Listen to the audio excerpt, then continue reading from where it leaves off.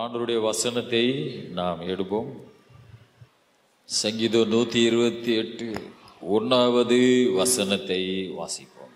கர்த்தருக்கு பயந்து அவர் வழிகளில் நடக்கிறவன் எவனோ அவன் பாக்கியவான்.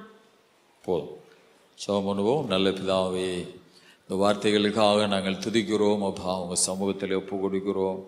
பரிசுத்த ஆவியானவர் இன்றைக்கு இந்த வார்த்தைகளை மூலம் எங்களோடு பேசும். கர்த்தருடைய கரங்களிலே அனைத்து வேத வசனங்களையும் உங்கள் சமூகத்தில் வைக்கிறோம். இந்த வார்த்தை பகுதியிலே கர்த்தருடைய நாமம் மகிமைப்படுவதாக. என் வசனத்துக்கு நடுங்குகிறவர்களை நான் நோக்கி பார்க்கிறேன் என்று சொன்ன கர்த்தர், இன்றைக்கு உம்முடைய வசனம் இந்த இடத்திலே உம்முடைய ஆமேன் ஸ்தோத்திர ஆவியினாலே நீரே பேசும், எங்களை ஒரு பாத்திரமாக பயன்படுத்தும். இயேசு நாமத்திலே ஆமேன். கர்த்தருக்கு மகிமை உண்டாவதாக. சங்கீதம் 128 1 சொல்லுகிறது, கர்த்தருக்கு பயந்து அவர் வழிகளில் நடக்கிறவன் எவனோ அவன் பாக்கியவான் என்று எழுதப்பட்டிருக்கிறது. ஹல்லேலூயா. அந்த வேத வசனம் ஒரு அருமையான ஒரு வசனம். அது கீழே நிறைய ஆசீர்வாதம் இருக்குது. அந்த சங்கீதத்தை புல்ல வாசித்து முடிங்க பாப்போம். கர்த்தருக்கு பயந்து அவர் வழிகளில் நடக்கிறவன் எவனோ அவன் பாக்கியவான். உன் கைகளின் பிரயாசத்தை நீ சாப்பிடுவாய், உனக்கு பாக்கியமும் நன்மையும் உண்டாயிருக்கும். உன் மனைவி உன் வீட்டோரங்களில் கனி தரும் திராட்சை கொடியை போல் இருப்பாள். உன் பிள்ளைகள் உன் பந்தியை சுற்றிலும் ஒலிவமர கன்றுகளைப் போல் இருப்பார்கள். இதோ, கர்த்தருக்கு பயப்படுகிற மனுஷன் இவ்விதமாய் ஆசீர்வதிக்கப்படுவான். கர்த்தர் சீயோனிலிருந்து உன்னை ஆசீர்வதிப்பார். நீ ஜீவனுள்ள நாளெல்லாம் எருசலேமின் வாழ்வை காண்பாய். நீ உன் பிள்ளைகளின் பிள்ளைகளையும் இஸ்ரவேலுக்கு உண்டாகும் சமாதானத்தையும் காண்பாய். ஹல்லேலூயா. ஆனால் இவ்வளவு ஆசீர்வாதம் நிறைஞ்ச இந்த சங்கீதத்தில் ஆனால் அந்த முதல் வசனம் சொல்லுகிறது, கர்த்தருக்கு பயந்து அவர் வழிகளில் நடக்கிறவன் எவனோ அவன் பாக்கியவான். ஹல்லேலூயா. இந்த உலகத்தில் நான் வாழும் பொழுது ஆமேன் ஸ்தோத்திரா, மனிதனுக்கு பயப்படுறது ஆசீர்வாதத்தை கொண்டு வராது. அதிகாரிகளுக்கு பயப்படுறது ஆசீர்வாதத்தை கொண்டு வராது. அசுத்த ஆவிகளுக்கு பயப்படுறது ஆசீர்வாதத்தை கொண்டு வராது. மிருகங்களுக்கு பயப்படுவது ஆசீர்வாதத்தை கொண்டு வராது. கர்த்தருக்கு பயந்து அவர் வழிகளில் நடக்கிறவன் எவனோ அவன் பாக்கியவான். ஹல்லேலூயா.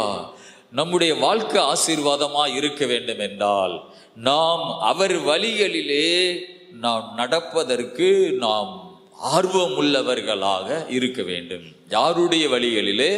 கர்த்தருடைய வழிகளிலே. ஹல்லேலூயா. கர்த்தருடைய வழியிலே நடப்பதற்கு ஆர்வம் உள்ளவர்களாக, உற்சாகம் உள்ளவர்களாக நாம் காணப்படும் பொழுது நம்முடைய வாழ்க்கையை, நம்முடைய குடும்பத்தை ஆண்டவர் அளவில்லாமல் ஆண்டவர் ஆசீர்வதிப்பார். ஹல்லேலூயா. ஆனால் எல்லா காரியத்திலும் ஆமென் உற்சாகமாய் இருந்துட்டு ஆண்டவருடைய வழிகளிலே நடப்பதற்கு நாம் உற்சாகம் இல்லாமல் இருப்போம் என்றால் நம்முடைய வாழ்க்கை ஆசீர்வாத குறைவுக்கு நேராக போய்கொண்டிருக்கிறது என்று அர்த்தம். ஹல்லேலூயா. எல்லா காரியங்களிலும் உற்சாகம் இல்லாமல் கடவுளுடைய வழியிலே நடக்கணும். கர்த்தருக்கு பயந்து அவர் வழிகளிலே நாம் நடக்கும் பொழுது அதிலே ஆர்வம் உள்ளவர்களாக, அதிலே உற்சாகம் உள்ளவர்களாக இருக்கும் பொழுது நாம் ஒன்று புரிந்து கொள்ளணும், நம்ம குடும்பத்தை கடவுள் ஆசீர்வதிக்க போகிறார். ஹல்லேலூயா. ஏனென்றால் என்னுடைய வாழ்க்கையிலே, என்னுடைய இருதயத்தில் கடவுள் வழிகளிலே நடப்பதற்கு எனக்கு ஒரு ஆர்வம் வருகிறது, எனக்கு ஒரு நல்ல உற்சாகம் வருகிறது என்று நாம் அதை வைத்து புரிந்து கொள்ளலாம். நாம் ஆசீர்வாதமான ஒரு பாதையிலே போய் கொண்டிருக்கிறோம். ஹல்லேலூயா. கர்த்தருக்கு ஸ்தோத்திரம். 2 நாளாகமம் 17வது அதிகாரத்திலே 3வது வசனத்திலிருந்து வாசிக்கும் பொழுது, கர்த்தர் யோசபாத்தோடே இருந்தார். அவன் பாகால்களை தேடாமல் தன் தகப்பனாய தாவீது முன் நாட்களில் நடந்த வழிகளில் நடந்து தன் தகப்பனுடைய தேவனை தேடி இஸ்ரவேலுடைய செய்கையின்படி நடவாமல் அவருடைய கற்பனையின்படி நடந்து கொண்டான். ஆகையால் கர்த்தர் அவன் கையில் ராஜ்யபாரத்தை திடப்படுத்தினார். யூதா கோத்திரத்தார் எல்லாரும் யோசபாத்துக்கு காணிக்கைகளை கொண்டு வந்தார்கள். அவனுக்கு ஐஸ்வர்யமும் கனமும் மிகுதியாய் இருந்தது. கர்த்தருடைய வழிகளில் அவன் இருதயம் உற்சாகம் கொண்டது. அவன் மேடைகளையும் விக்கிரக தோப்புகளையும் யூதாவை விட்டு அகற்றினான். அல்லேலூயா. பைபிளை பாருங்க, எத்தனை பேர் பைபிளை படிக்கிறீங்க? அல்லேலூயா. வசனத்தை ஆமென் தியானம் பண்ணணும். அல்லேலூயா. இதுல எழுதப்பட்டிருக்கிறது, கர்த்தர் யோசபாத்தோடு கூட இருந்தார். ஆமென். இந்த யோசபாத் இஸ்ரவேலுடைய செய்கையின்படி நடக்காமல், அல்லேலூயா, இதற்கு முன்னே கெட்ட வாழ்க்கை வாழ்ந்த மனிதர்களுடைய வாழ்க்கையை பின்பற்றாமல், ஆமென், ஆண்டவரை விட்டு விலகி பக்தி இல்லாமல் ஒரு கூட்டம் நமக்கு முன்னே வாழ்ந்து முடித்திருக்கிறார்களே, நமக்கு முன்னே வாழ்ந்து கல்லறைக்கு போயிருக்கிறார்களே, அவர்களுடைய வாழ்க்கையின்படி வாழாமல், அல்லேலூயா, இஸ்ரவேலுடைய செய்கையின்படி நடவாமல் அவருடைய கற்பனையின்படி நடந்து கொண்டார். அல்லேலூயா. தாவீது நடந்த வழிகளின்படி நடந்து கொண்டார். ஒரு பக்தியுள்ள ஒரு தேவ மனிதன் தாவீது. வேதம் சொல்லுகிறது, தன் தகப்பனாய தாவீது முன் நாட்களில் நடந்த வழிகளில் நடந்து, அல்லேலூயா, ஒரு பக்தியுள்ள தேவ மனிதன் எப்படி வாழ்ந்து முடித்தானோ அதை மாடலாக தெரிந்து கொண்டு அதே மாதிரி கர்த்தருடைய வழிகளிலே நடந்து, அல்லேலூயா, அப்படி கர்த்தருடைய வழியிலே நடக்க, ஆமென். அந்த 6ஆம் வசனத்தை திரும்ப வாசிப்போம். கர்த்தருடைய வழிகளில் அவன் இருதயம் உற்சாகம் கொண்டது. அவன் மேடைகளையும் விக்கிரக தோப்புகளையும் யூதாவை விட்டு அகற்றினான். வாசிங்க. அவன் அரசாண்ட 3ஆம் வருஷத்தில் யூதாவின் பட்டணங்களில் உபதேசம் பண்ணும்படிக்கு அவன் தன் பிரபுக்களாகிய பென்னாயாலையும் ஒபதியாவையும் சகரியாவையும் நெதனேலையையும் மிகாவையும் இவர்களோட கூட செமேயா, நெதானியா, செபதேயா, அசகேல், செமிரமேத், யோனத்தான், அதோனியா, தொபியா, தோபதோனியா எனும் லேவியரையும் இவர்களோட கூட ஆசாரியனாகிய எலிஷாமையும் யோராமையும் அனுப்பினான். இவர்கள் யூதாவிலே உபதேசித்து கர்த்தருடைய வேத புஸ்தகத்தை வைத்துக் கொண்டு யூதாவின் பட்டணங்களிலெல்லாம் திரிந்து ஜனங்களுக்கு போதித்தார்கள். யூதாவை சுற்றி இருக்க தேசங்களுடைய ராஜ்யங்கள் மேலெங்கும் கர்த்தரால் உண்டான பயங்கரம் வந்ததினால் யோசபாத்தோட யுத்தம் பண்ணாதிருந்தார்கள். பாருங்கள், இந்த யோசபாத் கர்த்தருடைய வழியிலே நடப்பதற்கு அவன் இருதயம் உற்சாகம் கொண்டது. அல்லேலூயா. கடவுளுடைய ஆசீர்வாதத்தை நாம் பெறணும் என்றால் நம்முடைய இருதயம் கடவுளுடைய வழியிலே நடப்பதற்கு உற்சாகம் கொள்ளணும். ஆமென். உங்கள் இருதயத்தை நீங்க சோதிக்கணும். என்னுடைய இருதயம் எது மேலே உற்சாகமா இருக்கிறது? அல்லேலூயா. அழிந்து போகிற காரியங்கள் மேலையா, மாயையான காரியங்கள் மேலையா, அல்லனா கடவுளுடைய வழிகளில் மேலையா? அல்லேலூயா. இங்கே யோசபாத்தினுடைய இருதயம் கர்த்தருடைய வழிகளில். அல்லேலூயா. நீ கர்த்தருடைய வழியிலே நடந்தால் யாரும் உன்னை அசைக்க முடியாது. யாரையும் பார்த்து நீ பயப்பட தேவையில்லை. நீ எந்த வாழ்க்கை கடந்து வருகிற வாழ்க்கையை குறித்து கலங்க தேவையில்லை. ஏனென்றால் நீ கர்த்தருடைய வழியிலே உற்சாகமாய் நடக்க ஆரம்பித்திருக்கிறாய். அல்லேலூயா. அவனுடைய இருதயம் கர்த்தருடைய வழிகளில் நடக்க உற்சாகம் கொண்டது. அவன் மேடைகளையும் விக்கிரக தோப்புகளையும் யூதாவை விட்டு அகற்றினான். அல்லேலூயா. இதுக்கு முன்னே வாழ்ந்த ராஜாக்கள் எருசலேம் ஆலயத்தில் விக்கிரகங்களை கொண்டு வைத்திருக்கிறார்கள். எருசலேம் ஆலயத்தை பூட்டி போட்டிருக்கிறார்கள். எல்லா தெருவுகளில் விக்கிரகங்களை வைத்திருக்கிறார்கள். ஆனால் யோசபாத் ராஜாவா வந்த பொழுது அந்த விக்கிரகத்தினுடைய மேடைகளை தகர்த்து சிலைகளை உடைத்து, அப்படி என்றால் வேதத்தில் வாசிக்கிறோம், அவனுடைய இருதயம் கர்த்தருடைய வழிகளில் நடப்பதற்கு உற்சாகம் கொண்டது. அல்லேலூயா. ஒரு மனிதனுடைய இருதயம் கர்த்தருடைய வழியிலே நடக்க உற்சாகம் கொள்ளும் பொழுது உனக்குள்ளே இருக்கிற ஆமென் மேடைகள், சத்துருடைய வல்லமைகள், ஆமென் விக்கிரகங்கள், அதெல்லாம் தகர்ப்பதற்கு உனக்கு ஆண்டவர் யோசனை கொடுப்பா. உன்னுடைய வாழ்க்கையில என்ன விக்கிரகம் இருக்கிறது? உன்னுடைய வாழ்க்கையில என்ன விக்கிரகத்தினுடைய மேடைகள் இருக்கிறது? அதெல்லாம் கடவுள் உன்னோடு பேசுவார். அல்லேலூயா. கர்த்தருக்கு மகிமை உண்டாவதாக. ஆமென். அவன் தோப்புகளை விக்கிரகத்தினுடைய மேடைகளை அகற்றினான். ஆமென். அவன் அரசாண்ட காலத்திலே மனிதர்களை, சில பரிசுத்தவான்களை நியமித்து எங்கு வேத புஸ்தகத்தை வைத்து உபதேசம் பண்ணும்படி அனுப்பினான். அல்லேலூயா. பாருங்கள், இந்த யோசபாத் வேத புஸ்தகத்தை வைத்து எல்லா இடங்களிலும் பிரசங்கம் பண்ணுங்கள் என்று அந்த நாட்டு ராஜா ஆமீன் ஆட்களை அனுப்பி இருக்கிறான். எப்படி உற்சாகம் கொள்கிறான் பாருங்க, எப்படி ஆண்டவர் மேல எவ்வளவு வைராக்கியம் உள்ளவனா வாழ்ந்திருக்கிறான் பாருங்கள். அதனாலதான் வேதம் சொல்லுகிறது 10ஆம் வசனத்துல யூதாவை சுற்றி இருக்கிற தேசங்களுடைய ராஜ்யங்கள் மேலெல்லாம் கர்த்தரால் உண்டான பயங்கரம் வந்ததினால் யோசபாத்தோடே யுத்தம் பண்ணாதிருந்தார்கள். அல்லேலூயா. கடவுளுடைய வழியிலே நடக்க உற்சாகம் கொள்ளும் பொழுது நமக்கு விரோதமா வருகிற எதிரிகளுக்கு ஒரு பயம் வருகிறது, நம்ம எதிர்க்க கூடாது என்று. ஆமென். அல்லேலூயா. இவனோடு மோதாத, இவனோடு நீ மோதினா உனக்கு தான் சேதம். அல்லேலூயா. ஏனென்றால் அவனுடைய இருதயம் கர்த்தருடைய வழியிலே நடப்பதற்கு உற்சாகம் கொண்டிருக்கிறது. அல்லேலூயா.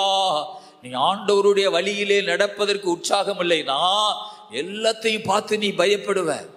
ஆமென். பூனை ஓடுனாலும் பயப்படுவ, காத்து லேசா அடிச்சு மரம் ஆடுனாலும் பயப்படுவ. அல்லேலூயா. கிடுகு சர்றன்னு சொன்னா ஒரு பயம் வரும். ஆமென். அல்லேலூயா. எல்லாத்தையும் பார்த்தா ஒரு பயம் வரும். ஆனா ஒரு மனிதனுடைய இருதயம் கர்த்தருடைய வழிகளிலே நடக்க உற்சாகம் கொள்ளும் பொழுது அவனுடைய எதிரிகளுக்கு பயம் வருகிறது. ஒரு அல்லேலூயா சொல்லுமா? அல்லேலூயா. அவனுடைய சத்துருக்களுக்கு பயம் வருகிறது. வேதம் சொல்லுகிறது ஆமென். யோசபாத்தோடே அவனுடைய எதிரிகள் யுத்தம் பண்ணாதிருந்தார்கள். ஏன் யுத்தம் பண்ணாம இருக்கிறாங்க? அவனோடு மோதினவனா கண்டிப்பா நம்ம தோத்துருவோம். அல்லேலூயா. இன்னைக்கு பார்க்கிற இஸ்ரவேல் தேசத்தை சுத்தி அநேக எதிரிகள் இருக்கிறாங்க. ஆனா அந்த எதிரிகளுக்கெல்லாம் ஒரு பயம் வந்ததா, அதனாலே யோசபாத்தோடு யுத்தம் செய்யாதிருந்தார்கள். அல்லேலூயா. ஆகவே கடவுளுடைய பிள்ளைகளே, நான் ஆண்டவருடைய வழியிலே நடப்பதற்கு நம்முடைய இருதயம் உற்சாகமாய் காணப்பட வேண்டும். நீதிமொழிகள் 5ஆம் அதிகாரம் 21வது வசனத்தை வாசிப்போம். நீதிமொழிகள் 5:21. மனுஷனுடைய வழிகள் கர்த்தரின் கண்களுக்கு முன்பாக இருக்கிறது, அவனுடைய வழிகள் எல்லாவற்றையும் அவர் சீர்தூக்கி பார்க்கிறார். பாருங்கள், மனுஷனுடைய வழிகள் என்று தனியாக கர்த்தர் பார்க்கிறார். அல்லேலூயா. மனுஷனுக்கு செம்மையாய் தோன்றுகிற ஒரு வழி உண்டு. அது என்ன வழி? மரண வழி அப்படின்னு 2-3 இடத்துல பைபிள் எழுதியிருக்குது. மனுஷனுக்கு செம்மையாய் தோன்றுகிற ஒரு வழி உண்டு, அது மரண வழி. அல்லேலூயா. மரணத்தை தேடி போகிற ஆசை. ஆமென். ஆகவே மனுஷனுடைய வழி கர்த்தருடைய கண்களுக்கு முன்பதாக இருக்கிறது. மனுஷனுடைய வழிகள் கர்த்தரின் கண்களுக்கு முன்பதாக இருக்கிறது. அவனுடைய வழிகள் எல்லாவற்றையும் அவர் சீர்தூக்கி பார்க்கிறார். நம்முடைய வழிகள் எல்லாவற்றையும் கடவுள் தன்னுடைய கண்களால் அதை பார்த்து கொண்டே இருக்கிறார், சீர்தூக்கி பார்க்கிறார். அல்லேலூயா. கர்த்தருக்கு ஸ்தோத்திரம் உண்டாவதாக. ஆமென். அல்லேலூயா. நம்முடைய வழிகளை கடவுள் தன்னுடைய கண்களால் சீர்தூக்கி பார்த்து கொண்டே இருக்கிறார். அல்லேலூயா. உன்னுடைய வழிகளிலே கடவுள் இருப்பார் என்றால், நீ கடவுளுடைய வழியிலே நடப்பாய் என்றால், உன்னுடைய வழிகள் எல்லாம் ஒரு வெற்றி உண்டு. ஆமென். ஒரு ஜெயம் உண்டு, ஒரு ஆசீர்வாதம் உண்டு. ஆகவே மனுஷனுடைய வழிகள் கர்த்தரின் கண்களுக்கு முன்பதாக இருக்கிறது. அவனுடைய வழிகள் எல்லாவற்றையும் அவர் சீர்தூக்கி பார்க்கிறார். அதே 2 நாளாகமத்திலே 17வது அதிகாரம் 16வது வசனத்தை வாசிப்போம். அவனுக்கு உதவியாக கர்த்தருக்கு தன்னை உற்சாகமாய் ஒப்பு கொடுத்த சிக்ரியின் குமாரனாகிய அமிசா இருந்தான். அவனிடத்திலே பராக்கிரமசாலிகள் 2,00,000 பேர் இருந்தார்கள். இந்த யோசபாத்துடைய காலத்துல 2,00,000 ராணுவத்துக்கு ஒரு தலைவராக அமசியா என்கிற ஒரு மனிதன் இருந்தான். அவன் கர்த்தருக்கு ஸ்தோத்திரம், இந்த யோசபாத்துக்கு உதவியாக அவன் கர்த்தருக்கு தன்னை உற்சாகமாய் ஒப்பு கொடுத்த சிக்ரியின் குமாரனாகிய அமசியா, அவன் கையில 2,00,000 ஆர்மி, அந்த 2,00,000 ஆர்மிக்கு தலைவனாக இருந்தான். அல்லேலூயா. கர்த்தருடைய பிள்ளைகளே, அந்த அமசியா கர்த்தருடைய வழியிலே உற்சாகமாய் ஆமே கர்த்தருக்கென்றே தன்னை ஒப்பு கொடுத்தவனாக இருந்தானா. அல்லேலூயா. அவன் கையில 2 லட்சம் ஆர்மி, அவன் 2 லட்சம் ஆர்மிக்கு தலைவராக இருந்தான். ஒன்று சொல்லட்டுமா, நீங்கள் கடவுளுக்கு உற்சாகமா உங்களை ஒப்பு கொடுப்பீர்கள் என்றால், கடவுளுடைய வழியிலே நடப்பதற்கு உங்களை ஒப்பு கொடுப்பீர்கள் என்றால், உங்களை ஒரு தலைவராக கர்த்தர் நிச்சயமாக ஆண்டவர் உயர்த்துவார். ஆமென். எந்த இடத்திலே நீங்கள் இருந்தாலும், தள்ளப்பட்ட கல்லாக இருந்தாலும், மூளையிலே கிடந்தாலும், புழுதியிலே கிடந்தாலும், உங்களை தூக்கி நிறுத்தி ஆண்டவர் பிரபுக்களோடு அமர பண்ண என் தேவன் வல்லமையுள்ளவராக இருக்கிறார். அல்லேலூயா. ஆனால் ஒன்றே ஒன்றுதான், கடவுளுடைய வழியிலே நம்முடைய இருதயம் அவர் வழியிலே நடப்பதற்கு உற்சாகமாக இருக்க வேண்டும். இந்த அமசியா கர்த்தருக்கு தன்னை உற்சாகமாக ஒப்பு கொடுத்த ஒரு தேவ மனிதனாக இருந்தான். அல்லேலூயா. கர்த்தருக்கு ஸ்தோத்திரம். அவன் கையிலே 2 லட்சம் ஆர்மி, அதுவும் பராக்கிரமசாலிகள் அவன் கையில இருந்தது என்று வேதத்திலே வாசிக்கிறோம். ஏன் ஒரு சோம்பேறிட்ட ஏன் 2 லட்சத்தையும் கொடுக்கல? அவளை வெறும் சோம்பேறி ஆகிருவான். அவன் இருதயம் உற்சாகமா இருப்பதனால, கர்த்தருடைய வழியிலே நடப்பதற்கு, பிரமாணங்களை கைகொண்டு வாழ்வதற்கு அவன் இருதய உற்சாகமா இருப்பதனால் 2 லட்சம் பராக்கிரமசாலிகளை கடவுள் அவன் கையிலே கொடுத்திருக்கிறார். அல்லேலூயா. ஓ, ஒன்றுமில்லாம அவர் வழியில நடப்பதற்கு உற்சாகம் இல்லாம இருந்தா, அவன் ஒரு ஆள் கையில, ஒரு ஆள் கூட நம்ம கையில கிடைக்காது. ஆமென். இன்னும் சொல்ல போனா 100 ரூபா கூட நமக்கு நம்பி கடவுள் நம்ம கையில தரமாட்டார். அல்லேலூயா. கர்த்தருக்கு ஸ்தோத்திரம். ஆமென். ஒரு பெரிய ஆசீர்வாதத்துக்கு பங்காளியா மாற வேண்டும் என்றால், தேவ பிள்ளையே, கர்த்தருடைய வழியிலே நம்முடைய இருதயம் உற்சாகம் கொள்ள வேண்டும். ஆமென். கடவுள் வழியிலே நடப்பதற்கு, வேதத்தை வாசிப்பதற்கு, பரிசுத்தமா வாழ்வதற்கு, கர்த்தருடைய பிரமாணங்களை கைக்கொள்ளுவதற்கு நம்முடைய இருதயம் உற்சாகம் கொள்ள வேண்டும். ஆமென். ஆமென். ஒரு அல்லேலூயா சொல்லுங்க. ஆர்வம் இல்லாமல் இருந்தா நீங்கள் ஒரு டேஞ்சரான பாதையில இருக்கிறீங்க. கடவுள் வழியில நடப்பதற்கு ஆர்வம் இல்ல. அது யார் கொண்டு வருகிறது? அது சாத்தான் கொண்டு வருகிறது. உன்னுடைய எண்ணத்துல, உன்னுடைய சிந்தையில கர்த்தருடைய வழியில நடப்பதற்கு எனக்குள்ள உற்சாகம் இல்ல அப்படின்னு இருந்தா நீங்க சுதாரித்துக் கொள்ளுங்க. உபவாசம் பண்ணுங்க. ஆவியில நிரம்பி ஜெபம் பண்ணுங்க. ஆண்டவருடைய ஆவியானவர் உங்களை தூக்கி நிறுத்தி ஒரு அபிஷேகத்தில் உங்களை நிரப்பி நடத்துவார். அல்லேலூயா. மத்தேயு 26ஆம் அதிகாரம்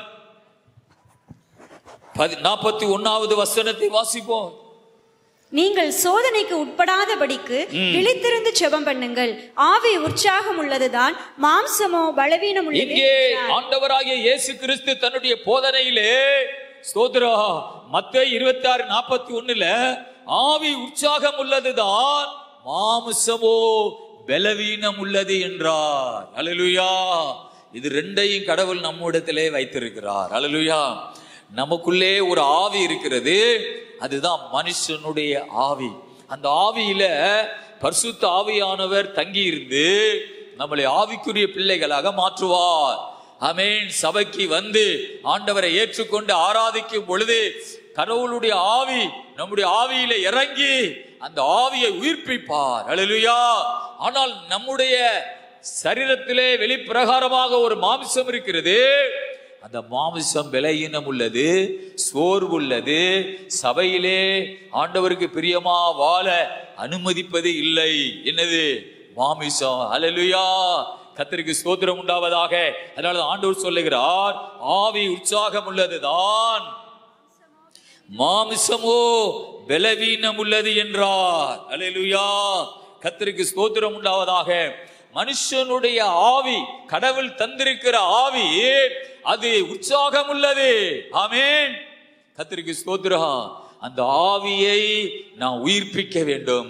ஆவியிலே எழும்பி பிரகாசிக்க வேண்டும். அல்லேலூயா. கர்த்தருக்கு ஸ்தோத்திரம். நீதிமொழிகள் 18:14 வசனத்தை வாசிப்போம். நீதிமொழிகள் 18:14 மனுஷனுடைய ஆவி அவன் பலவீனத்தை தாங்கும், முறிந்த ஆவி யாரால் தாங்க கூடும்? வேதத்திலே வாசிக்கிறோம், மனுஷனுடைய ஆவி அவனுடைய பலவீனத்தை தாங்கும். ஆமென். ஆகவே இந்த வேதத்துல வாசிக்கிறோம், மனுஷனுடைய ஆவி அவன் பலவீனத்தை தாங்கும். ஆமென். முறிந்த ஆவியை யாராலே தாங்கக்கூடும் என்று எழுதப்பட்டிருக்கிறது. அல்லேலூயா. கடவுள் நமக்கு ஒரு ஆவியை, மனுஷ ஆவியை கொடுத்திருக்கிறார். அந்த ஆவி அல்லேலூயா பலவீனத்தை தாங்கும். ஆமென். கர்த்தருக்கு மகிமை உண்டாவதாக. கடவுள் நமக்கு கொடுத்த அந்த மனித ஆவி நம்முடைய பலவீனத்தை தாங்கும். ஆமென். எப்படி தாங்கும்? அந்த ஆவி உற்சாகமாக கடவுள் வழியிலே இருக்கணும். அல்லேலூயா. முறிந்த ஆவின்னு சொல்றது கடவுளை அறியாத ஆவி. அல்லேலூயா. கடவுளை ஒரு மனிதன் அறியலைன்னா எப்போது வீட்டுக்குள்ள உட்கார்ந்துக்கிட்டு நான் ஏன் பிறந்தேன், ஐயோ செத்தா நலமா இருக்குமே, அல்லேலூயா, எதுக்கு நான் இப்படி வளர்ந்தேன், ஆமென் என்று ஆமென் முறிந்து முறிந்து பேசுவார்கள். அல்லேலூயா. முறிந்த ஆவியை யாராலே தாங்கக்கூடும்? நீங்க எப்படி நீங்க முறிந்திருக்கிறன்னு எப்படி புரியலாம்? உங்க பேச்செல்லாமே அது அப்படியே உடைந்து போனதாக காணப்படும். ஆமென். ஸ்தோத்திரா. உங்களுடைய பேச்செல்லாமே உடைந்து போறதாக காணப்படும். உருவாக்குறதாக இருக்காது. ஐயோ செத்துறலாம் போல இருக்கே, ஏன் தான் நான் பிறந்தனோ, சஞ்சலமா இருக்குதே, எனக்கு ஒன்றுமே ஆசீர்வாதம் இல்லையே, நான் ஏன் தான் இப்படி வளர்ந்தனோ பிறந்தனோ என்று எல்லாமே ஆமென் கீழ் நோக்கி போறதாகவே உங்களுடைய வார்த்தை இருக்கும். அதான் முறிந்த ஆவி. அல்லேலூயா. அந்த ஆவியை வேதம் சொல்லுகிறது யாரால் தாங்கக்கூடும்? அல்லேலூயா. ஆனால் ஒன்று மாத்திரம் தெரியும், உங்க ஆவியிலே கடவுளுடைய ஆவி இறங்கினா உங்க ஆவியை தேவன் அல்லேலூயா பலப்படுத்தி அந்த ஆவி உங்க பலவீனத்தை தாங்கும். அல்லேலூயா. உங்க ஆவியிலே கடவுளுடைய ஆவியானவர் இறங்கணும். அல்லேலூயா. அந்த ஆவிதான் நீங்க பலவீனமா பேசுறீங்க பத்தியலா, துன்பமா பேசுறீங்க பத்தியலா, மனம் முறிந்து பேசுறீங்க பத்தியலா, அதெல்லாம் அது தாங்கும். அல்லேலூயா. கர்த்தருக்கு ஸ்தோத்திரம். ஆமென். மனுஷனுடைய ஆவி அவன் பலவீனத்தை தாங்கும். அல்லேலூயா. பவுல் சொல்லுகிறார், என் ஆவியோடு நான் சேவிக்கிற கர்த்தர். உங்க ஆவி கடவுளுடைய ஆவியோடு சேவிக்கணும், பரிசுத்த ஆவியானவரோடு சேவிக்கணும். அல்லேலூயா. கர்த்தருக்கு ஸ்தோத்திரம். அப்படி நீங்க சேவிக்கும் பொழுது அந்த ஆவி உற்சாகம் அடைகிறது. அல்லேலூயா. கர்த்தருக்கு மகிமை உண்டாவதாக. ஆமென். அதே மாதிரி இன்னொரு அசுத்த ஆவியினுடைய ஸ்பிரிட் இருக்கிறது. அல்லேலூயா. ஆமென். அதே மாதிரி ஒரு பிசாசுனுடைய ஆவி வந்தவர்களும் ஆமென் அப்படி ஒரு கண்ணை உருட்டிக்கிட்டு அப்படி ஒரு மாதிரி எழும்பிக்கிட்டு அப்படி பல்ல கட்டிச்சுக்கிட்டு அப்படி பேய் மாதிரி கத்துவாங்கதிலா, அது அசுத்த ஆவி உள்ளே நிரம்பி அப்படி எழும்புறது. கடவுள் ஆவி ஒரு மனிதனுக்குள்ளே இறங்கும் பொழுது அவன் அபிஷேகம் பெறுகிறான், அந்நிய பாஷை பேசுகிறான், அவனுடைய ஆவி உயிர்ப்பிக்கப்படுகிறது. ஆமென். அந்த ஆவியினாலே நீங்கள் சாத்தானை ஜெயிக்க முடியும். அல்லேலூயா. கர்த்தருக்கு ஸ்தோத்திரம் உண்டாவதாக. சங்கீதம் 51:12 வசனத்தை வாசிப்போம். சங்கீதம் 51:12. உமது இரட்சத்தியத்தின் சந்தோஷத்தை திரும்பவும் எனக்கு தந்து உற்சாகமான ஆவி என்னை தாங்கும்படி செய்யும். அல்லேலூயா. அங்கே எழுதப்பட்டிருக்கிறது, தாவீது பாவம் செய்த பின்னாடி கடவுளை நோக்கி பாவ மன்னிப்புக்காக ஜெபம் பண்ணுகிறதா. சங்கீதம் 51 அவன் சொல்லுகிறான், தாவீது உம்முடைய இரட்சணியத்தின் சந்தோஷத்தை எனக்கு தந்து உற்சாகமான ஆவி என்னை தாங்கும்படி செய்யும். அல்லேலூயா. தாவீது பாவம் செய்த பின்னாடி ஆமென் அவன் ஆவி உற்சாகத்தை இழந்து போனது. அல்லேலூயா. கடவுள் அவன் ஆவியிலிருந்து விலகி போயிட்டார். அதனால அவன் சொல்லுகிறான், ஆமென் உற்சாகமான ஆவி என்னை தாங்கும்படி செய்யும். நான் ஜெபம் பண்ணணும், கர்த்தாவே உற்சாகமான ஆவியை எனக்கு தாரு, அந்த ஆவி என்னை தாங்கட்டும். அல்லேலூயா. கவலைப்படுகிற ஆவி வேண்டாம், உற்சாகமான ஆவி என்னை தாங்கும்படி செய்யும். கர்த்தருக்கு மகிமை உண்டாவதாக. தேவனுடைய பிள்ளைகளே, தாவீது அப்படி ஜெபம் பண்ண பின்னாடி அவனுக்கு உற்சாகமான ஆவி வந்தது. அவன் திரும்ப ஆண்டவருடைய வழியிலே நடந்தான், பரிசுத்தமா வாழ்ந்தான். எதனாலே? அவன் தேவனிடத்திலே மன்னிப்பு கேட்டு ஜெபம் பண்ணினான். ஹல்லேலூயா. ரோமர் 12ஆம் அதிகாரம் 11வது வசனத்தை வாசிப்போம். ரோமர் 12:11. அசதியாயிராமல் ஜாக்கிரதையாயிருங்கள், ஆவியிலே அனலாயிருங்கள், கர்த்தருக்கு ஊழியம் செய்யுங்கள். திரும்ப வாசிங்க. அசதியாயிராமல்.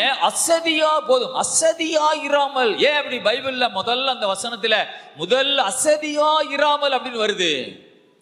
ஃபர்ஸ்ட் அசதியாய் வராமல், கடைசி அந்த வசனத்துல கர்த்தருக்கு ஊழியம் செய்யுங்கள் முடியுது. ஹல்லேலூயா. அசதியா இருப்பது என்பது நம்முடைய வாழ்க்கை அழிவை நோக்கி போகிறது என்று அர்த்தம். ஆமென். அசதியாயிராமல். சாத்தானுடைய ஒரு ஆயுதத்திலே ஒரு ஆயுதம் அசதி. ஹல்லேலூயா. ஊழியத்துக்கு வாரியலா அப்படின்னு கேட்டா ரொம்ப அசதியா இருக்கிறது. ஹல்லேலூயா. ஊழியத்துக்கு வாரியலான்னு கேட்டா அசதியா இருக்கிறது. ஆனா பைபிள் சொல்லுது எப்படி இருக்கக்கூடாது? அசதியாயிராமல். ஆராதனைக்கு போமா அப்படி கேட்டா ரொம்ப அசதியா இருக்கிறது, கொஞ்சம் லேட்டா போவோம். ஹல்லேலூயா. அசதியா இருக்கிறது. ஹல்லேலூயா. கல்யாணத்துக்கு போமா, இந்தா உடனே வந்துடுறேன். ஹல்லேலூயா. ஆண்டவருடைய ஆராதனைக்கு போமா, கொஞ்சம் அசதியா இருக்குது, கொஞ்சம் லேட்டா போவோம். இப்ப என்ன, இப்போ ஆராதனையில முடிஞ்சு செய்திக்கு மட்டும் போவோம். ஹல்லேலூயா. ஸ்தோத்திரம். அசதியா இருக்கிறது. ஹல்லேலூயா. ஆனா பைபிள்ல வேதத்துல பவுல் எழுதுகிறான் அசதியாயிராமல். ஹல்லேலூயா. அடுத்து என்ன சொல்லுது? ஜாக்கிரதையாய் இருங்கள். ஹல்லேலூயா. எதுக்கு ஜாக்கிரதையா இருக்கணும்? அசதிக்கு ஜாக்கிரதையா இருக்கணும். ஹல்லேலூயா. எத்தனை பேருக்கு அசதி அடிக்கடி வந்து அட்டாக் பண்ணுது? ஹல்லேலூயா. ஆமென். அசதி என்கிறது அடிக்கடி என்னை வந்து அட்டாக் பண்ணுது பாஸ்டர். அதுக்கு மருந்து என்னன்னு தெரியுமா? ஜாக்கிரதை. ஹல்லேலூயா. ஜாக்கிரதையா இருக்கணும். ஆமென். கர்த்தருடைய பிள்ளைகள் எப்படி இருக்கணும்? ஜாக்கிரதையா இருக்கணும். ஆமென். அடுத்து என்ன சொல்லப்பட்டிருக்கிறது? ஆவியிலே அனலாயிருங்கள். ஆவியிலே அனலாயிருங்கள். ஆமென். கர்த்தருக்கு ஸ்தோத்திரம். ஒரு வெளிநாட்டுல ஒரு சகோதரி எம்பியா பதவி ஏற்கிறார். ஹல்லேலூயா. நம்ம நாட்டில் எம்பியா பதவி ஏற்கும் பொழுது நான் இன்னார் மகன், இன்னார் எங்கள் அப்பா பேர் அப்படிலாம் சொல்லி இந்த தேசிய சட்டத்தின்படி அவன் இந்த இந்திய மக்களுக்கு பாதுகாப்பா சட்டத்தின்படி நான் அப்படி சொல்லி பிரமாணம் எடுப்பான். ஹல்லேலூயா. ஆனால் அந்த சகோதரி பிரமாணம் எடுக்கிறா, கண்ணை ரெண்டையும் ஆமேன் ஒரு மாதிரி உருட்டிக்கிட்டு வாயெல்லாம் பெருசா. எத்தனை பேர் அந்த யூடியூப்ல அதை பார்த்துருக்கிறீங்க? பார்த்துருக்கீங்களா? ஹல்லேலூயா. ஆமேன். எங்க இருந்து ஏதோ ஒரு வெள்ளைக்காரன் நாட்டில் தான் அவன் எப்படி பிரமாணம் எடுக்கிறா தெரியுமா? பதவி பிரமாணம் இப்படி சொல்லிக்கிட்டு அப்படி இப்படி சொல்லிக்கிட்டு ஒரு மாதிரி கத்திக்கிட்டு அவங்க வந்து ஒரு மலைவாழ் மக்கள், அவங்க மக்கள் எல்லாம் அந்த பாராளுமன்றத்துக்குள்ள வந்திருக்கிறாங்க. அவங்களும் அதே மாதிரியே கத்துறாங்க. எப்படி கத்துறாங்க?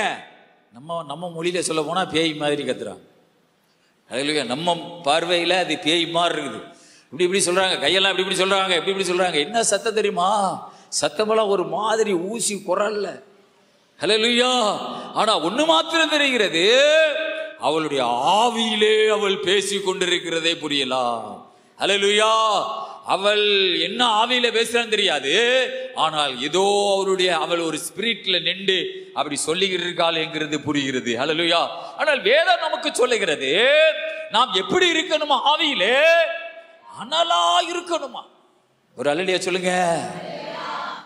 ஆவியிலே அனலாயிருங்கள். ஆமென். ஆவியிலே உற்சாகமாயிருங்கள். ஹல்லேலூயா. உங்களுக்கு கொடுக்கப்பட்ட ஆவி, அந்த ஆவியிலே பரிசுத்த ஆவியானவர் இறங்கும் பொழுது உங்க ஆவி அனலா மாறும். ஆமென். அப்படி மாற நீங்க ஆண்டவர் உங்களை நடத்தும் பொழுது சில பேர் அதுக்கு எனக்கு இஷ்டம் இல்லை, என்னை விட்டுட்டு நீங்க வேற ஆளை பாருங்கன்னு சொல்லிடுவாங்க. ஹல்லேலூயா. ஆவியானவர் உங்களை அனலா மாற்றுவதற்கு இவங்களை ஆண்டவர் லீட் பண்ணும் பொழுது, வழி நடத்தும் பொழுது இவங்க சொல்லுவாங்க, எனக்கு இஷ்டம் இல்லை இந்த மாதிரிலாம் போறதுக்கு, நீங்க வேற ஆளை பார்த்துக்கிறீங்கன்னு சொல்லிடுவான். அல்லேலூயா. அதனால ஆண்டவர் இவங்களை விட்டுட்டு வேறொரு ஆளை அபிஷேகத்துக்குள்ள நிரப்பி அவங்கள உற்சாகமா நடத்த ஆரம்பிப்பா. எனக்கு தெரியே யார் ஆவியில அனலா மாறுறாங்களோ அவங்க கர்த்தருக்கு ஊழியம் செய்வாங்க, அவங்க வீடு கட்டுவாங்க, அவங்க 2 வீலர் எடுப்பாங்க, அவங்க 4 வீலர் எடுப்பாங்க. ஒரே ஒரு ஆளு தான் கையத்துக்கு அல்லேலூயா சொல்லு. லூக்கா சிஸ்டர் மட்டும் தான் கையத்துக்கு அல்லேலூயா சொல்லுது. அல்லேலூயா, ஆமென். யாரெல்லாம் ஆவியில அனலா மாறுவார்களோ அவர்களுக்கு புது வீடு கிடைக்கப்படும், புது கார் கிடைக்கப்படும், நிறைய நிலங்கள் கிடைக்கப்படும். அல்லேலூயா. எதனாலே கிடைத்தது? ஆவியிலே அனலா இருக்கிறதுனால. அல்லேலூயா. ஆவியில அனலா இருந்தா அடுத்து என்ன செய்யணுமா? கர்த்தருக்கு ஊழியம் செய்யணும். ஊழியம் செய்யலைன்னா அனலு போயிரும். அல்லேலூயா. ஆவியில அனலா ஊழியம் செய்யலைன்னா கதை அம்போ. ஆமென். ஆவியில அனலா இருக்கணும், அந்நிய பாஷை பேசிக்கொண்டே இருக்கணும். அல்லேலூயா. கர்த்தருக்கு ஸ்தோத்திரம் உண்டாவதாக. நேற்றைய தினத்திலே ஒரு பாஸ்டர் மோசேஸ், கிருபாசன தலைவர் மோசேஸ், ராமநாதபுரத்தில் அல்லேலூயா ஒரு ஊழியம் செய்தார். பெரிய தாடி, அவர் இறந்துட்டார். ஆமென். திருமணமே முடிக்காம ஆமென் சன்னியாசி மாதிரி வாழ்ந்து ஸ்தோத்ரா ராம்நாடு சிங்கார தோப்புல ஒரு பெரிய சபை வச்சிருந்தார். அல்லேலூயா. ஆமென். அவர் பேர் மோசேஸ், கிருபாசனத்துல ஒரு தலைவர். அல்லேலூயா. ஆமென். ரொம்ப வயசாகி ரொம்ப நல்லா ஒரு பரிசுத்தமா ஊழியம் செய்து கர்த்தருக்குள்ளே ஓட்டத்தை அவர் முடித்திருக்கிறார். அல்லேலூயா. ஆமென். திங்கட்கிழமை மாலையில 3 மணிக்கு ராம்நாட்டில் அடக்கம். அவரும் நானும் இலங்கையில ஒரு பாஸ்டருடைய வீட்டில் வவுனியாவில் தங்கி இருந்து ஊழியம் செய்தோம். அல்லேலூயா. ஆமென். நானும் அந்த ஐயாவும் ஒரே ரூமுக்குள்ள படுத்து கிடப்போம். அல்லேலூயா. அவர் ஒரு வெள்ளை வேட்டி, ஒரு வெள்ளை சிப்பாய் மாதிரி போட்டிருப்பாரு. அந்த ரூமுக்குள்ள எனக்கு எதுக்க படுத்து கிடப்பாரு, நான் அவருக்கு எதுக்க இந்த சைடு ஓரத்தில் ஒரு பெட்டு, அவருக்கு ஒரு பெட்டு, எனக்கு ஒரு கட்டிலில் பெட்டு வச்சு கொடுத்தாங்க. அவர் எந்திக்கும் போதே எப்படி எந்திப்பாருன்னா, எஜமானனே, தூக்கத்திலிருந்து எந்திக்கும் போதே எஜமானனே சோத்திரம் சோத்திரம் சோத்திரம் சோத்திரம் சோத்திரம் சொல்லுவார். அல்லேலூயா. எனக்கு ரொம்ப பிடிக்கும். அவர் அதிகாலையில் தூங்கி எந்திக்கும் போதே எஜமானனே சோத்திரம் சோத்திரம் சோத்திரம் சோத்திரம் அப்படின்னு சொல்லி எந்திப்பார். அல்லேலூயா. அவர் எந்திரிச்ச உடனே எனக்கு பிரைஸ்லாம் சொல்லுவார். கொஞ்ச நேரம் உட்காந்து பேசிக்கிருப்போம், காப்பி வரும். அல்லேலூயா. 2 பேரும் காப்பி குடிப்போம், குளிப்போம். 9 மணிக்கெல்லாம் அவர் ஒரு ஊருக்கு போயிடுவார், நான் ஒரு ஊருக்கு பிரசங்கம் பண்ணுவதுக்கு போயிடுவோம். அல்லேலூயா. அந்த ஐயாவோட அப்படி ஒரு தங்கி இருந்தோம். ஆனால் அவர் இன்றைக்கு பரலோகத்தில் ஆண்டவருடைய சமூகத்தில் இருக்கிறார். அல்லேலூயா. அல்லேலூயா. ஆமென். நிறைய பாஸ்டர்ஸ், அவர் ஒரு பரிசுத்தவான், அவர் ஆண்டவருடைய மனுஷன், தேவனுடைய ஊழியக்காரர் என்றெல்லாம் வாட்ஸ்அப்ல போட்டுக்கிறாங்க. அல்லேலூயா. கர்த்தருக்கு மகிமை உண்டாவதாக. ஆவியிலே அனலாயிருந்தா கர்த்தருக்கு ஊழியம் செய்வார்கள். ஆமென். அல்லேலூயா. வேதம் சொல்லுகிறது, ஆவியிலே அனலாயிருங்கள், கர்த்தருக்கு ஊழியம் செய்யுங்கள். ஆமென். கர்த்தருக்கு ஸ்தோத்திரம். ஒரு சகோதரி இன்னைக்கு ஆராதனையில சொன்னாங்க, எதுக்கு ஆண்டவர் எங்களை படைச்சார்? அவருடைய ஊழியத்தை செய்வதற்காக. அல்லேலூயா. எதுக்காக ஆண்டவர் நம்மளை தெரிந்து கொண்டார்? அவருடைய ஊழியத்தை செய்வதற்காக. அல்லேலூயா. பக்கத்தில் உள்ளவங்களை கையை பிடிச்சு சொல்லுங்க, நீங்க கர்த்தருக்கு ஊழியம் செய்யுங்க. அல்லேலூயா. கர்த்தருக்கு ஸ்தோத்திரம். நீங்க கர்த்தருக்கு ஊழியம் செய்யுங்கள். ஆமென். ரோமர் 12:11 சொல்லுகிறது, அசதியாயிராமல் ஜாக்கிரதையாயிருங்கள், ஆவியிலே அனலாயிருங்கள், கர்த்தருக்கு ஊழியம் செய்யுங்கள். அல்லேலூயா. 2 கொரிந்தியர் 9ஆம் அதிகாரம் 6-7 வசனங்களை வாசிப்போம். பின்னும் நான் சொல்லுகிறது என்னவெனில், சிறுக விதைக்கிறவன் சிறுக அறுப்பான், பெருக விதைக்கிறவன் பெருக அறுப்பான். அவனவன் விசனமாயும் அல்ல கட்டாயமாயும் அல்ல, தன் மனதில் நியமித்தபடியே கொடுக்க கடவன். உற்சாகமாய் கொடுக்கிறவனிடத்தில் தேவன் பிரியமாய் இருக்கிறார். அல்லேலூயா. ஆண்டவருக்கு மகிமை உண்டாவதாக. ஸ்தோத்ரா. வேதத்திலே நான் வாசிக்கும் பொழுது, உற்சாகமாய் கொடுக்கிறவனிடத்திலே தேவன் பிரியமா இருக்கிறார். அல்லேலூயா. கர்த்தருக்கு ஸ்தோத்திரம். அங்கே பவுல் கொரிந்தியருக்கு எழுதும் பொழுது, பின்னும் நான் சொல்லுகிறது என்னவெனில், சிறுக விதைக்கிறவன் சிறுக அறுப்பான், பெருக விதைக்கிறவன் பெருக அறுப்பான். அவனவன் விசனமாயும் அல்ல கட்டாயமாயும் அல்ல, தன் மனதில் நியமித்தபடியே கொடுக்க கடவன். உற்சாகமாய் கொடுக்கிறவனிடத்தில் தேவன் பிரியமா இருக்கிறார். இங்கே கடவுளுக்கு கொடுப்பதிலே நாம் உற்சாகம் உள்ளவர்களாக காணப்பட வேண்டும். அல்லேலூயா, கர்த்தருக்கு ஸ்தோத்திரம். அடுத்தவர்களுக்கு இரக்கம் செய்வதிலும் கர்த்தருக்கு கொடுப்பதிலும் நாம் உற்சாகம் உள்ளவர்களாக இருக்க வேண்டும். ஆமென். இரக்கம் செய்கிறவர்கள் உற்சாகமாய் செய்ய கடவர்கள் என்று வேதத்திலே வாசிக்கிறோம். மற்றவர்களுக்கு உதவி செய்கிறவங்க சஞ்சலத்தோடு உதவி செய்யக்கூடாது, உற்சாகமா உதவி செய்யணும். அல்லேலூயா. ஒருத்தவங்களுக்கு நீங்க சாப்பாடு போட்டு கொடுக்குறீங்கன்னா ஏதோ ஒரு சலிப்பு தன்மையோடு ஒரு சங்கடத்தோடு கொடுக்க கூடாது. ஒரு 100 ரூபா மற்றவங்களுக்கு உதவி செய்றீங்கன்னா சங்கடத்தோடு கொடுக்க கூடாது, சந்தோஷத்தோடு கொடுக்கணும். அல்லேலூயா, கர்த்தருக்கு ஸ்தோத்திரம். ஆண்டவருக்கு என்று கொடுக்கும் போது எப்படி கொடுக்கணுமா? உற்சாகத்தோட கொடுக்கணும். அல்லேலூயா. உற்சாகமாய் கொடுக்கிறவனிடத்தில் தேவன் பிரியமாயிருக்கிறார்.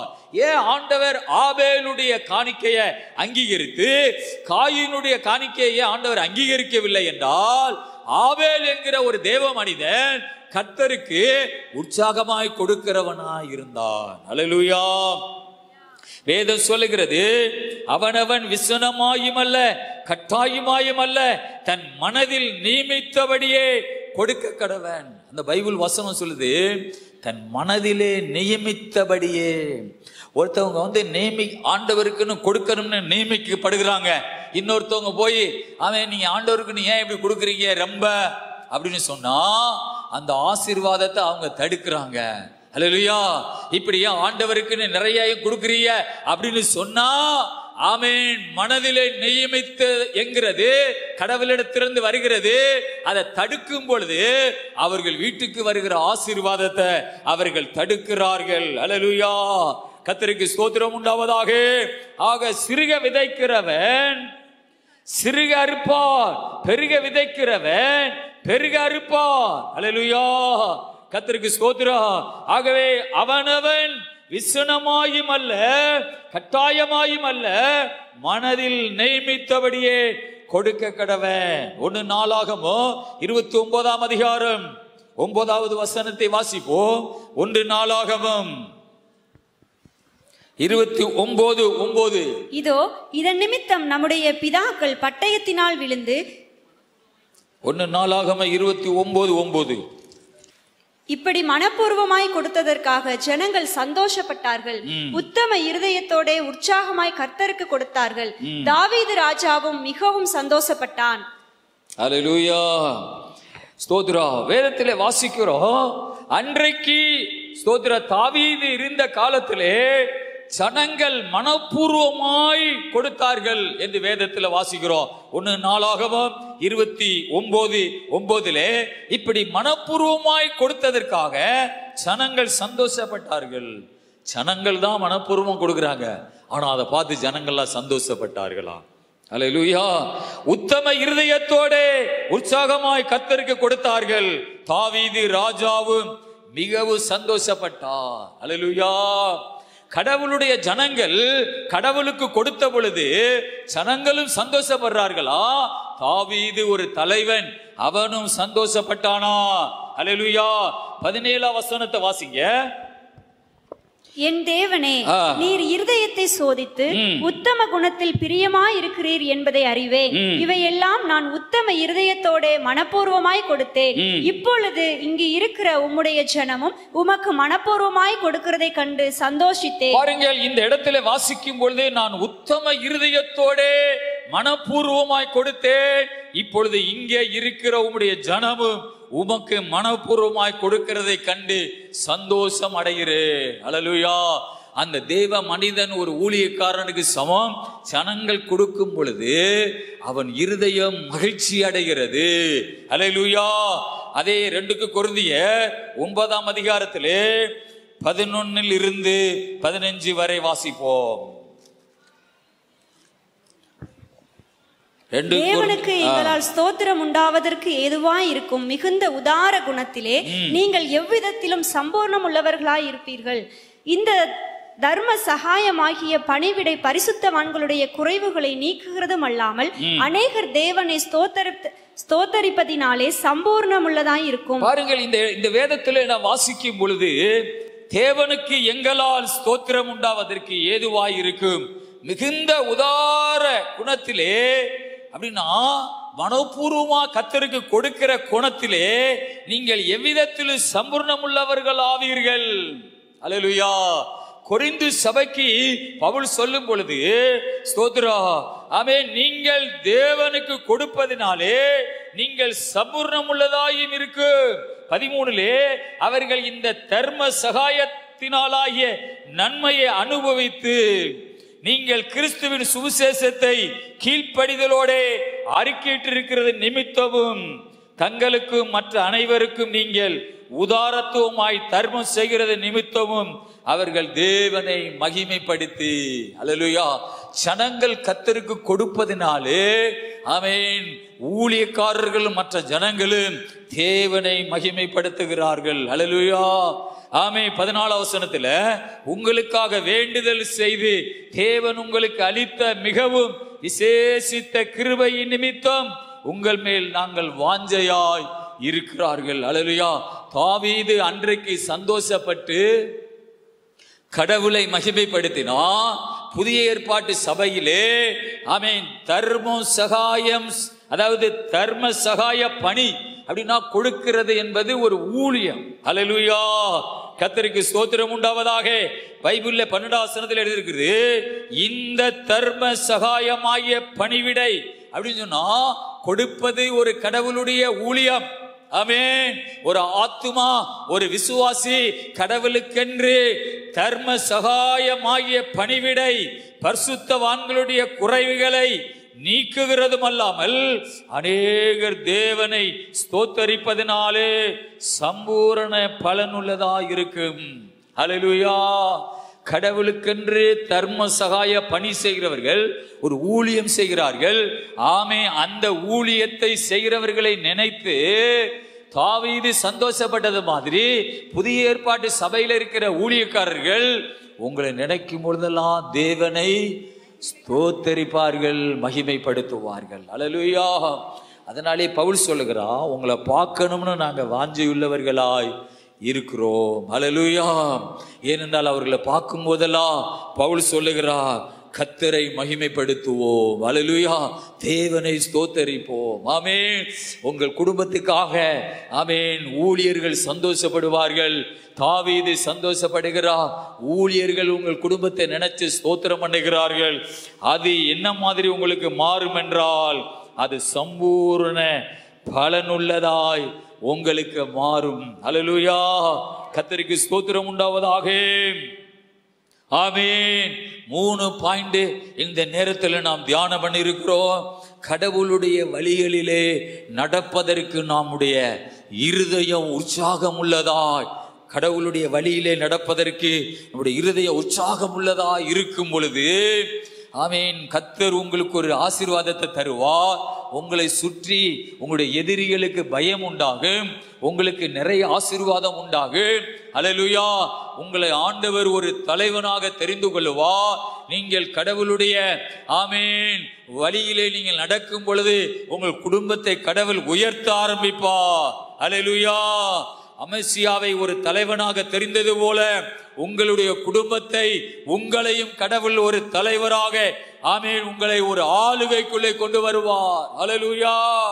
2வது பாயிண்டாக, ஆவியிலே உற்சாகமாய் நீங்கள் இருக்கும் பொழுது அல்லேலூயா நீங்கள் கடவுளுடைய ஊழியத்தை செய்கிறவர்களாக மாறுகிறீர்கள். ஆமென். உங்களுடைய ஆவி அனலுள்ளதா மாறும் பொழுது நீங்கள் ஒரு பெரிய ஆசீர்வாதத்தை சொந்தரிக்கிறீர்கள். அல்லேலூயா. அந்த ஆவியிலே நீங்கள் ஆமென் உங்கள் பலவீனத்தை நீங்கள் போக்க முடியும், நீங்கள் பலப்பட முடியும், சாத்தானை எதிர்த்து போராடி வெற்றி பெற முடியும். அல்லேலூயா. 3வதாக, கடவுளுடைய கர்த்தருக்கு கொடுப்பதிலே நீங்கள் உற்சாகம் உள்ளவர்களாக இருக்க வேண்டும். ஆமென். கர்த்தருக்கு கொடுப்பதிலே உற்சாகமாய் இருக்க வேண்டும்.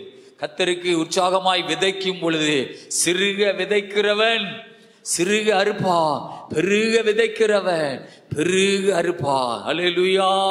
கர்த்தருக்கு மகிமை உண்டாவதாக. ஆகவே தேவனுடைய பிள்ளைகளே, இந்த வேத வசனத்தின் மூலமாக கர்த்தர் உங்களை ஆசீர்வதிப்பாராக. அல்லேலூயா. முழங்கால் படிடுமா. அல்லேலூயா.